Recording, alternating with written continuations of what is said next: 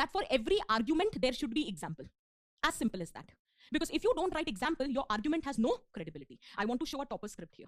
Gautam Vivekanandan, okay? So almost highest score, 149 in essay last year. So the topic क्या था वो मैं बता देती हूँ. Action without thought is empty, and thought without action is blind. ये topic था. अब argument पढ़ो. There are few reasons why action may occur without thought. Firstly, at times action are almost spontaneous. In that case, there is hardly any time left for thought. क्या कहना चाह रहा है बंदा? For example, most of the human reflexes are spontaneous. Moreover, a negative example of the same is road rage. Minor accidents leading to gang wars are unfortunately a common sight across many places, both in India and outside. Now, is he making it clear what he's trying to say? Is that example some rocket science which you have not noticed on the road yourself? Is it a relatable example?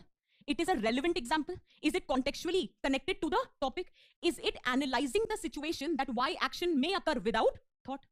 That is what it is known when we talk about analytical essay. Now, similarly, another situation which leads to action without thought is when actions are made harshly as per their own whims and fancies.